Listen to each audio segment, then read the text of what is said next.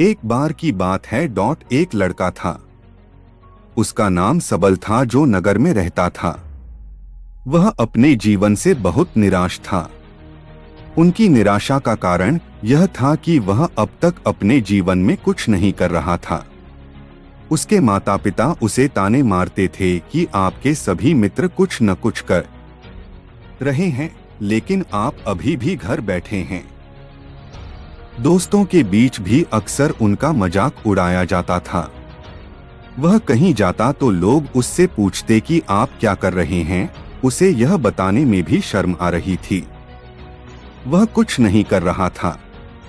धीरे धीरे उसने रिश्तेदारों से मिलना जुलना कम कर दिया और लोगों से मिलना भी बंद कर दिया। वह ज्यादातर समय घर पर ही रहता है। वह अकेला रोता है और भगवान को कोसता है और अपनी किस्मत को दोष देता है। अब उसे अपना जीवन बोझ लगने लगा था। कभी कभी वह सोचता कि कब वह कुछ करने के योग्य बनेगा, और फिर वह सोचता कि जिंदा रहने से अच्छा मर जाना है। एक दिन वह अपने नगर की एक गली से गुजर रहा था। तभी उसने देखा कि एक उपदेशक दुख और परेशानियों पर उपदेश दे रहा है। वह भी उसी भीड़ में सबसे पीछे बैठ गया और गुरु के प्रवचन सुनने लगा। उपदेशक कह रहा था, दुख एक शिक्षक की तरह है जो हमें जीवन की सच्चाई दिखाता है और हमें जीने का सही तरीका सिखाता है। आप चाहें तो जिंदगी जीना भी सीख सकते हैं।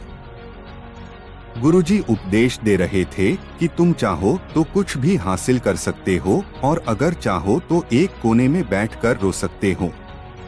इन सभी बातों को सबल ध्यान से सुन रहा था, लेकिन शिक्षक की यह बातें पसंद नहीं आई।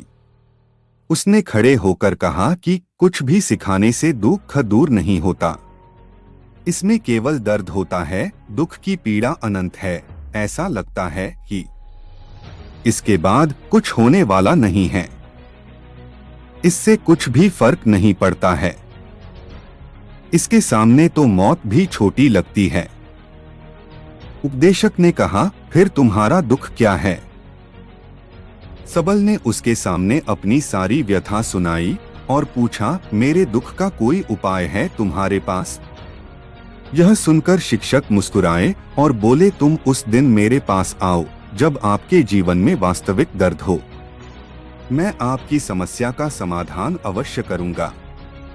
यह कहकर गुरु वहां से चला गया। सबल ने सोचा, कहीं मेरा दुख नकली तो नहीं है? क्या मैं जिस दर्द से गुजर रहा हूं वह नकली है? मेरा दुख कोई नहीं समझ सकता। जब माँ बाप नहीं समझते तो गुरु क्या समझेगा? उनके दुखों से व्यथित होकर सबल ने एक फैसला लिया कि अब वह कुछ करेगा।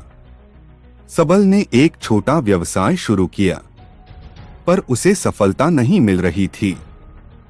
लेकिन उसके घर वाले पूछते हैं कि क्या वह कुछ कोशिश कर रहा है। वह अपने व्यवसाय में लगा रहा और धीरे धीरे उन्हें सफलता मिलने लगी।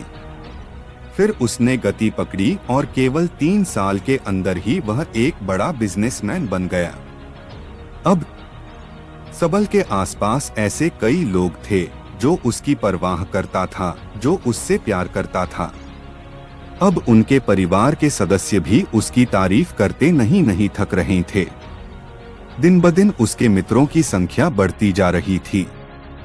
अब वह अपनी जिंदगी से बहुत खुश था।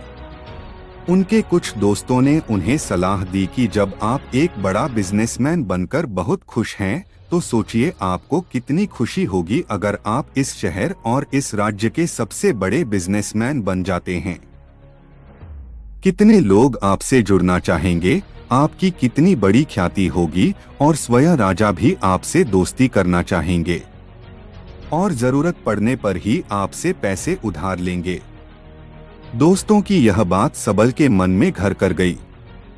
अब वह और पैसे कमाने की कोशिश करने लगा, लेकिन उसे यह सब बहुत ही जल्दी चाहिए था। वह समय बर्बाद नहीं करना चाहता था। उनका अधिकांश समय इन चीजों को प्राप्त करने में गलाने लगा, इसलिए वह ऐसे काम करने लगा जो सही नहीं था। उसने बड़ा उधार लेना शुरू कर दिया। उसके दोस्तों से पैसे की मात्रा और अधिक मुनाफा कमाने के लालच में वह अपने माल में मिलावट करने लगा। उसने अन्य व्यापारियों के खिलाफ भी साजिश रची और उन्हें डराया धमकाया। जैसा उसके दोस्त कहते थे वैसा ही करता था। वह इन तरीकों से ज्यादा पैसा कमा रहा था, पर अब उसके जीवन में पहले जैसा चैन न था। उनके मन की शांति गायब हो गई थी और वह रात को सो नहीं पाता था। वह हंगामे में रहता था। वह सब कुछ पाकर भी उन्हें किसी चीज में सुख नहीं मिल रहा था। एक दिन सबल अपनी गाड़ी में कहीं जा रहा था।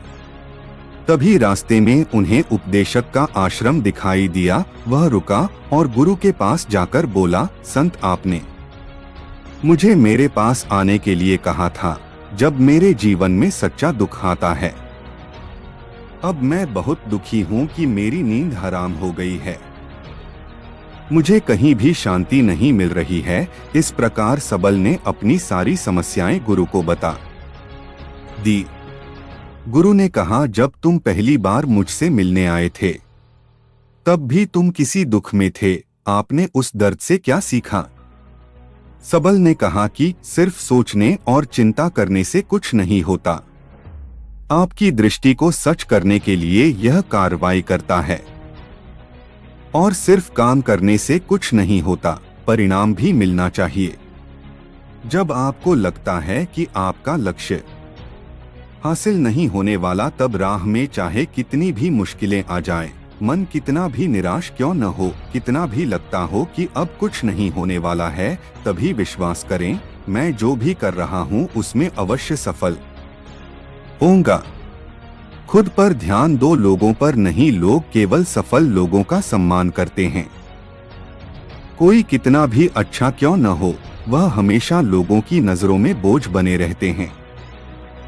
यह सब सुनकर उपदेशक मुस्कुराया और बोला, जब आपके पास है तो यह वास्तविक दुख नहीं है। अपने जीवन में वास्तविक दुख आए तब मेरे पास आओ, मैं उसे ठीक कर दूंगा। सबल ने जाते समय साधु को सोने के सिक्कों से भरा घड़ा भेंट किया। घड़े को देखकर गुरु ने कहा कि यह मेरे किसी काम का नहीं है। उस पेड़ के नीचे गड्ढा खोदकर गाड़ दो। सबल ने घड़े को पेड़ के नीचे दबा दिया, जैसा कि गुरु ने बताया, और वहां से चला गया। कुछ दिनों से कारोबार ठीक चल रहा था, लेकिन व्यापार के गलत तरीके के कारण धीरे धीरे उसे व्यापार में घाटा होने लगा। उसकी सारी दौलत धीरे धीरे खत्म होने लगी और एक दिन ऐसा भी आया जब उसके पास कुछ भी नहीं बचा और उस पर कर्ज का बोझ चढ़ गया था, परंतु वह निश्चिंत था, क्योंकि उसने अपना सारा कर्ज अपने दोस्तों से लिया था। उसने सोचा कि उसके दोस्त बुरे वक्त में उनके साथ खड़े रहेंगे, लेकिन ऐसा कुछ नहीं हुआ। जैसे ही बुरा वक्त आया, दोस्त पहले उससे कर्ज मांगने लगे। अगर उसने कर्ज नहीं लौटाया, उन्होंने उसे जान से मारने की धमकी भी दी। उनके सभी शुभचिंतक और प्रियजन उससे दूर हो गए। उसके दोस्त जो उसके साथ मस्ती किया करते थे, अब उससे दूर भाग रहे थे। उसका परिवार उसकी गलतियां और कमियां गिनने लगा। उनकी सारी संपत्ति नीलाम कर दी गई और उसके पास कुछ भी न बचा। जब उसने अपने पिता से मदद मांगी, पिता ने कहा कि मेरे पास थोड़ी सी संपत्ति है, मैं तुम्हारी माँ को क्या कहूँगा अगर मैं तुम्हें दे दूं? यह संपत्ति हमारा अंतिम उपाय है। सबल के मन में गहरा दुख छा गया। उसके आसपास कोई नहीं था जो उनके दुख को समझ सके, जो उसे संभाल सके।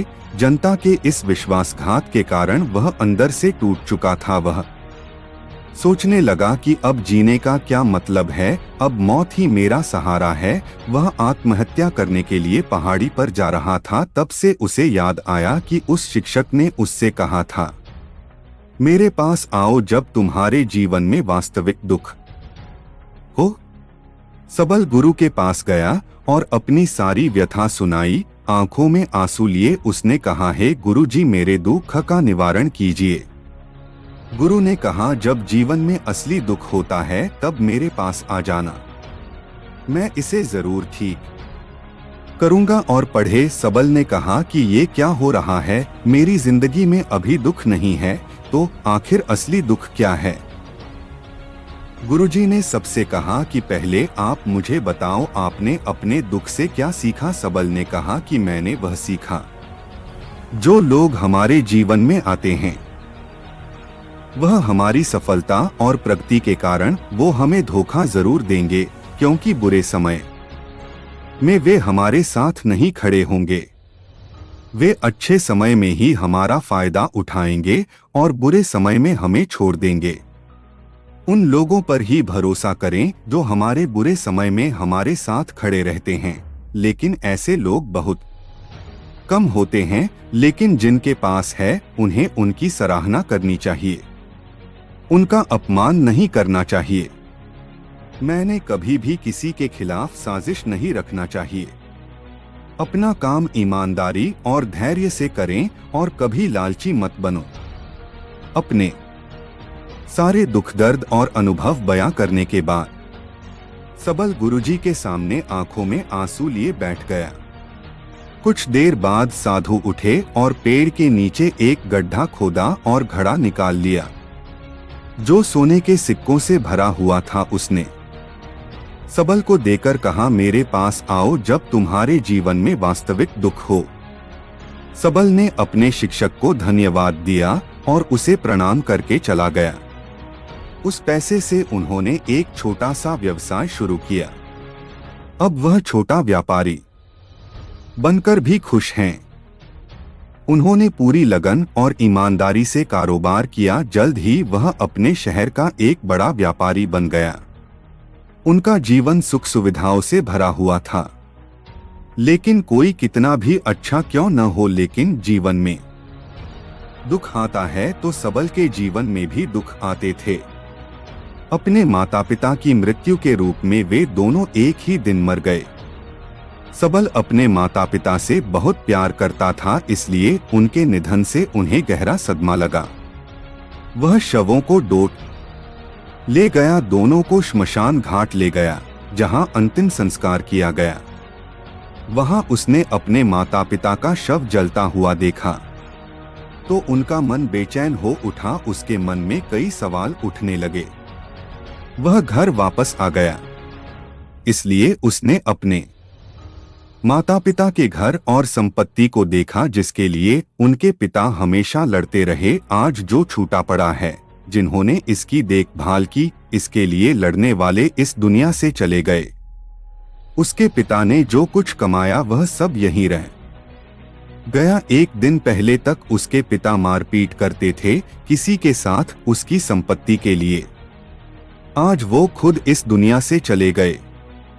उसका मन ऐसे अनेक विचारों के बवंडर में था।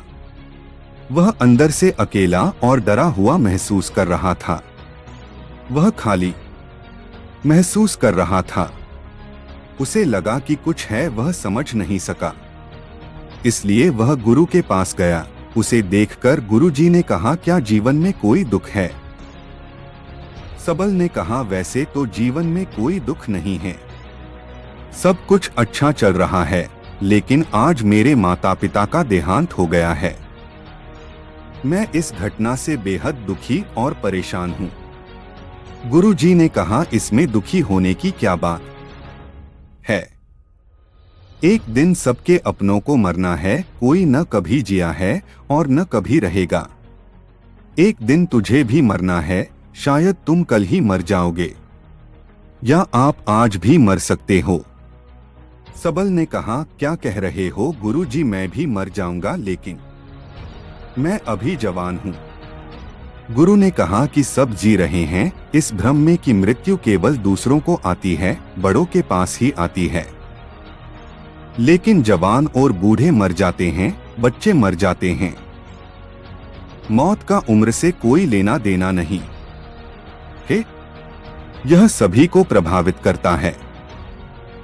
मास्टर जी की ये बातें सबल के मन में घर कर गईं और वह चुपचाप चला गया, लेकिन उसका मन अभी भी बेचैन था। वह खाली महसूस कर रहा था। वह सारा दिन अपने बारे में ही सोचता रहा कि वह कौन है, वह इस दुनिया में क्यों आया है, क्या जीवन का लक्ष्य केवल चीजों को खाना और मरना है। ऐसे कई सवाल उसके दिमाग में लगातार उठ रहे थे, लेकिन उन्हें अपने किसी भी सवाल का जवाब नहीं मिल रहा था और उसका दुख दिन ब दिन बढ़ता ही जा रहा था। इसलिए कुछ दिन बाद वह फिर से गुरुजी के पास पहुंचा और बोला, हे स्वामी, मैं बहुत दुखी हूं क्योंकि मैं यह नहीं जान पा रहा हूं कि मैं कौन हूं और मैं इस दुनिया में क्यों आया। यह सुनकर गुरुजी मुस्कुराए और बोले, आज आपके जीवन में पहली बार सच्चा दुख उत्पन्न हो गया है। यह वास्तव में दुख कहलाने के लायक हैं।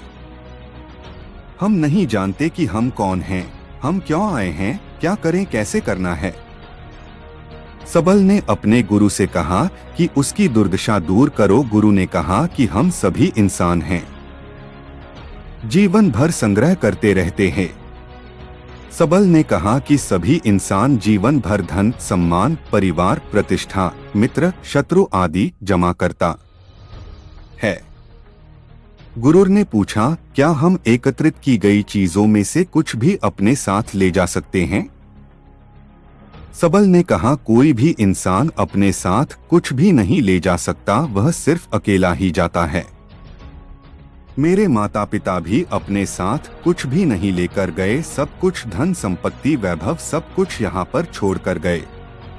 शिक्षक ने कहा, अब मेरी बात ध्यान से सुनो, इस संसार में हमें जो संग्रह करना चाहिए वह हम नहीं करते। चीजें हमारे सामने होती हैं, लेकिन हम उन्हें देखने की कोशिश नहीं करते। हमें इस दुनिया में जो कुछ भी इकट्ठा करना है वह हम खुद हैं। हमें खुद को जुटाना होगा ताकि जब हम मरें तो हम एकजुट हो सकें और खुद को पहचानने में सक्षम होने के लिए हम अंदर बंटे हुए हैं। हम प्यार, नफरत, गुस्सा, ईर्ष्या में बंटे हुए हैं। क्रूरता, धन, स्थिति, प्रतिष्ठा, सम्मान, पहचान, धर्म, जाति, सैकड़ों हजारों ऐसी चीजों और इच्छाओं में हम विभाजित हैं और टुकड़ों में जीवन जी रहे हैं। इस विभाजन के कारण हमारी चेतना कभी एक नहीं हो सकती। हमारी चेतना शक्ति बिखरी हुई है, इसलिए हमारे पास इतना समय नहीं है, इतनी ऊर्जा नहीं कि हम मुड़ सकते हैं और अपने भीतर देख सकते हैं। वास्तव में धन, सम्मान और सुविधाओं का अभाव, लोग इसे दुख समझते हैं और जीवन भर के लिए जो दुख कहकर रोते रहते हैं और समाधान खोजने का प्रयास करते रहते हैं, उन्हें अपना समाधान कभी नहीं मिलेगा, क्योंकि जिसे लोग दुख कहते हैं वह वास्तविक दुख नहीं है। यह सिर्फ एक आदमी की इच्छा है, उसकी इच्छा कभी पूरी नहीं होती, इसीलिए व्यक्ति को कभी उनके प्रश्नों का समाधान नहीं मिलता। इसलिए इन सब से परे, यदि आप अपने दुखों का अंतिम समाधान चाहते हैं तो सबसे पहले खुद को समेटो। इस दुनिया से अपनी ऊर्जा वापस ले लो और इकट्ठा करो। अपने आप पर ध्यान केंद्रित करो, स्वयं पर ध्यान दो। अपने मृत्यु से पहले अपने आप को जानने की कोशिश करो, बिखरो मत। सबल ने कहा, तो गुरुजी, क्या हम इस संसार को छोड़ दें? हमारी सभी इच्छाओं को मार देना चाहिए, किसी से प्रेम नहीं करना चाहिए, धन संग्रह नहीं करना चाहिए, सम्मान की आशा छोड़ देनी चाहिए। शिक्षक ने कहा कि भावनाओं और इच्छाओं ऐसे बिखरे हुए मनुष्य में से निकल आ, जैसे कोई पत्थर पहाड़ से गिरे जिस पर पर्वत का कोई वश नहीं है सिवाय देखने के। परेशान होना और कुछ खोना, वैसे ही बिखरे हुए मनुष्य की इच्छाएं बेकाबू और दर्दनाक हैं। उसका अनियंत्रित मन इच्छा करता रहता है और कल्पना करता रहता है और कल्पना करता रहता है और यह दुख देता है। लेकिन जब एक व्यक्ति अपने मन को एकत्र करता है तो वह जो कुछ भी करता है वह उसके नियंत्रण में होता है। फिर उसकी इच्छा से इच्छाएं भी उत्पन्न होती हैं। सबल ने कहा कि आपने मेरे असली दुख का समाधान कर दिया। आपका बहुत बहुत धन्यवाद। अब से मैं खुद को समेटने, खुद को तराशने की कोशिश करूंगा। गुरुजी ने कहा कि मानव शरीर में बहुत ऊर्जा और शक्ति है, लेकिन यह फालतू के कामों में बंटा हुआ है, बेकार की बातों में लगा हुआ है। यह एक बहुत ही शक्तिशाली मशीन की तरह है। एक बच्चे के हाथ में रखा जा रहा है और वह बिना सोचे समझे अपनी शक्ति बर्बाद कर रहा है और बिना किसी नियंत्रण के। इसीलिए इस शक्ति पर ध्यान दें, अपनी चेतना, और इसे इकट्ठा करें। सबल को अपने प्रश्नों का उत्तर मिल गया। उसने अपने गुरु का शुक्रिया अदा किया और चुपचाप चला गया। दोस्तों, उम्मीद है आपको यह कहानी पसंद आई होगी। अगर आपको यह कहानी पसंद आई हो तो अपने दोस्तों और परिवार के साथ जरूर शेयर करें। आपका कीमती समय देने के लिए धन्यवाद।